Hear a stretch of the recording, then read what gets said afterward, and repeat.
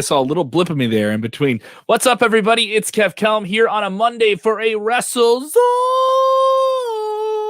news flash. Just a little bit before Monday Night Raw, just less than a day removed from the big bang and puff of smoke that was the ending of AEW Revolution. If you haven't checked it out yet, we have a whole lot of fun audio with Paul Wight, who just joined AEW, Tony Khan, their president, Darby Allin, who had an insane street fight where he teamed with Sting, and Hangman Page, who won all of Big Money Matt's money so far in 2021. All of that, plus the results of AEW, that post-show media with all those guys, their comments. It is up now on the WrestleZone news feed. You can check it out on our videos on Facebook and YouTube and our podcast feed as well. For you guys in the podcast ears, go check that out. Plenty of news to get into today. Plenty of stuff coming out of these post-show media scrums, and obviously a lot of news coming out of last night's AEW pay-per-view. We did a big post-show about it. If you haven't checked it out, it is available now on your podcast feeds. For all of you new viewers, go and do that. Subscribe. We're available on Apple, Spotify, all that good stuff.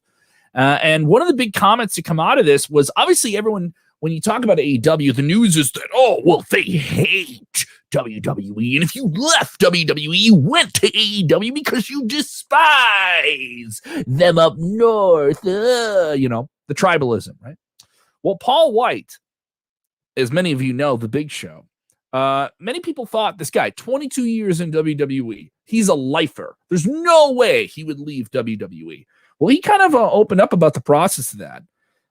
And he spoke candidly in this post-show media scrum. He said it just came down to contract negotiations and opportunities. Let's face it, over 20 years at WWE, I've done everything there is to do. I needed a fresh start. For me, I think Vince understands that and understands that for me as a talent, this was an opportunity to do that.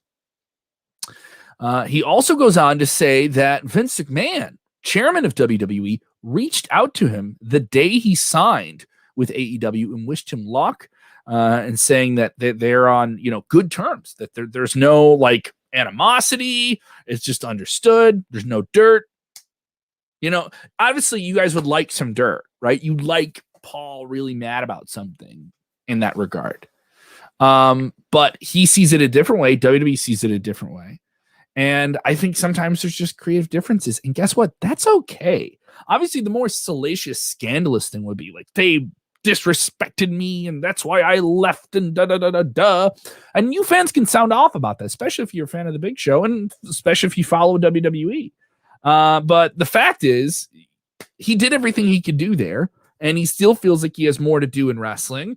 And WWE is a deep roster, and they want to focus on younger guys, and he's 49, and AEW has a varied roster where they need his experience and maybe his creative expertise and his approach in performing and complimenting and helping produce stuff could be more beneficial there in AEW, and he still wants to be a part of the industry. So good on him, and good on him for being classy about it. Good on him for being classy about it.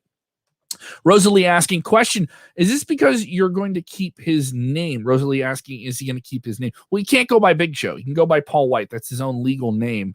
WWE owns that, owns that name in general here. Other big news, of course, Jason Michael Campbell bringing this up. Christian Cage was the big Hall of Fame worthy name that Big Show himself, Paul Wight, still getting used to that, teased last week on AEW Dynamite. And Christian Cage leaves WWE just over a month or so removed from the Royal Rumble, where he returned to the ring for the first time in 6 years, reunited with Edge. Edge coming back. A lot of people thought that maybe Edge and Christian would get a reunion match. I know our very own Robert DeFelice at WrestleZone is so pissed. He was screaming in the WrestleZone thread about this. But Jason Michael Campbell saying Christian is a big letdown. Sorry, I'm not interested. Well, Jason, you don't have to apologize. But the fact of the matter is, I think the expectations for this debut, this surprise Hall of Fame worthy name that they teased, and Christian is Hall of Fame worthy. I don't think anyone's going to debate that. So people were going through the roof about, oh, it's going to be this guy, it's going to be that guy. I heard people saying Shane McMahon on Sunday morning. I heard many people obviously wanted either Brock Lesnar or CM Punk. And it was not either one of them. And I think some people are just mad because their prediction didn't happen. Maybe the issue here is you let the echo chamber create the noise for you, and you just did a big tease and you let fans get all riled up about something, and people not happy about it here. And here we go. People asking about this since we're talking about AEW, WWE. I'll take this question. I don't mind it. Gabriel Ramirez says, WrestleZone, in your opinion, do you think WWE would ever do a crossover promotion? If so, which would you like to see WWE work with? Well, here's the thing, Gabriel, they've done that. As much as people think like that WWE doesn't want to work with other companies, they've done it. They've done it with New Japan Pro Wrestling. They've done it with AAA. They did it with ECW. And I'm talking about in the 90s. And they did this in the 80s and in different periods of time. And also, there's been times when they used different territories, obviously, as developmental territories. They worked with USWA, and they worked with Jerry King Lawler's territory as well. So they've worked with smaller promotions to develop talent for their main roster. Now, here's the thing. I think some people why aren't you doing it with a bigger promotion so they get the rub? That isn't the way they're going to do it, I think. And they're going to do what's beneficial to them. Why would they do something that's not beneficial to them? Is that fair to say? So I love taking your questions here like that. And everyone, you may not like my answer, but I'm going to answer it. I'm going to talk to you here. We will be live tonight, by the way, after Monday Night Raw. We're live after all the weekly TV shows. I know there could be some shakeup here with weekly television here, but we are live after all the different TV shows, and you could win some prizes with us this week. How about that? You could win some prizes. Share a link to our videos, subscribe to the podcast, get involved, and you could win some cool stuff, especially before WrestleMania. We're giving away WrestleMania trivia activity books. I got some John Cena. I got Roman Reigns. I still got to mail this one out. We have a contest winner for that. I got a John Cena action figure I can't reach over there. So we have plenty of things to get into here. Also, got to remind you, we're now on Twitch. So if you're a video game person, you like spending a lot of time on Twitch, we've launched a Twitch channel. Our podcast will be there. Maybe we'll get into the gaming thing. But we're talking about that right now as well. Do want to talk about today's WWE Network news. Now, obviously, you may know the WWE Network is the portal, the Netflix of pro wrestling, WWE source for pay-per-views, the $10 behind the pay window. That's the way it's been for well over 6 years now. And they announced the big move about a month ago that they were moving to Peacock, NBC Universal's Peacock streaming service, which is quite big. It is sistered and paired with NBC as a network, and it has tiers, a free tier, a $5 tier, and a $10 ad-free tier. And there's a lot of other great stuff on it. Premier League Soccer, The Office, SNL, thousands of hours of entertainment, movies, all different types of stuff. So WWE is going to be positioned on that.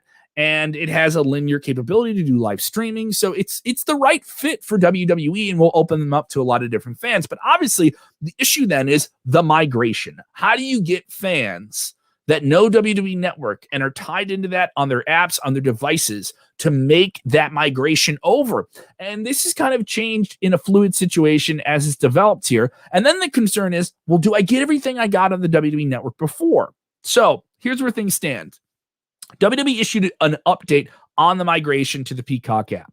And they say fan favorite content will be available at launch, including all past WrestleManias, right up to WrestleMania 37, which will be the first WrestleMania on this new version of the WWE Network within Peacock. And this is, by the way, only inside the United States. Despite having a number of shows ready at launch, the transition of the full WWE Network library will be available sometime before SummerSlam. So they'll start rolling those out and adding the full library before SummerSlam. Here's the thing. The response to this was immediately negative. A lot of anger about this from diehard fans. But I'll tell you this. I don't think this is as big an issue as people are making it out to be. I think people are trying to make a real mile out of a molehill for this reason. Already have questions. Hey man, how's it going? Do you think Vince McMahon's killing WWE? No, I don't think Vince McMahon's killing WWE, especially Mark. You're dead wrong, because he just signed with this Peacock deal, $1 billion, $3 billion deals. Okay. They're going to run one of the biggest stadium events of the year that no one else gets to run, except WWE is going to be able to do it in a few weeks. I don't think they're killing, as much as you guys would like to see Vince no, he's not doing it. Like, you got to get that out of your head. Someone told you that, so then you believe it, so then you jump on it, so it's cool to say. And I'll point out any top 10 angle of WWE in the last 10 years. Vince McMahon is the producer and promoter of said angle. Done. This isn't me defending Vince. This is just reality, everybody.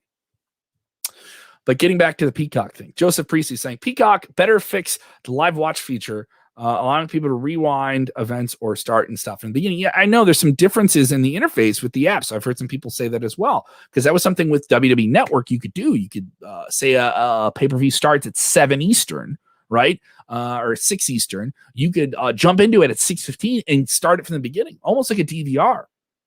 So we'll see what happens there. I agree. Maybe that's something they're working on here in the future. But obviously, I heard a lot of people angry that they wouldn't have all of the back catalog. Give me every WWE pay-per-view, everything ECW, every WCW. Here's the thing. There's been a big chunk of WWE Network content on Peacock for quite some time. And I think you're just going to roll out all the pay-per-views and get a bunch of stuff on there that I really don't think at the beginning people are going to care as much as knowing if I'm going over to Peacock, do I get the pay-per-view the night it airs? And I'm talking about the new ones. If I jump onto this March 18th, when you guys start doing this, am I going to be able to watch Fastlane that Sunday, March 21st? Yes. Am I going to be able to watch WrestleMania with 2 nights of it and the takeover that's coming up? Yes. You're going to get those things. And you're going to get the next day NXT. I don't know the deal on Monday at Raw. I do know that at least SmackDown will be a 30-day wait period between that episode, but obviously maybe you've already seen it by then. So that's how things work here. Nashad Joel wants to know how to get the WWE Network if Peacock subscription is through a cable provider like Xfinity. Well, here's the thing. NBC Universal and Comcast are a company together. If you have Xfinity, you likely have Peacock already. You likely already have it. I've talked to a lot of different Xfinity subscribers. That's what I do. That's where I get my internet from. And I got it with my cable package, my cable internet package. So you could have this. Also, it's worth noting with this move, obviously maybe some fans upset. They want to pay the $10, have access to everything, 2 clicks away. The standalone WWE Network app will shut down April 4th in the United States. While the full library won't be available just yet, there is this silver lining for fans making the jump. And you're going to want to make the jump because you're going to want to watch WrestleMania. Here's the silver lining. Peacock Premium is $10. Well, you'll get Peacock Premium for the first month for $5. It's pretty cool. I think it's a really cool thing. You can read the whole story up now at WrestleZone.com. We're going to keep you guys updated on that entire thing. I know there's a lot of people like, does it work on my app? Does it work on this app? We'll cover all that in the next week or so and get you guys up to date on that. Also, tonight, Monday Night Raw, Bobby Lashley, the new WWE champion, will have a rematch with The Miz, who's probably not feeling so awesome after getting his ass kicked and losing the title last week. We'll be live after Monday Night Raw tonight, and we'll be doing it on Facebook, YouTube, Twitch, and available in your podcast ears. So if you haven't subscribed to us on any of those channels that you like, go ahead and do it. Go ahead and do it. Maybe I do a live watch along on this Twitch here just to get you guys migrated over there. Please remember, when watching wrestling, do the most important thing. Read up on the news. Read the news, not just the headlines, at WrestleZone.com. And when watching this wrestling, please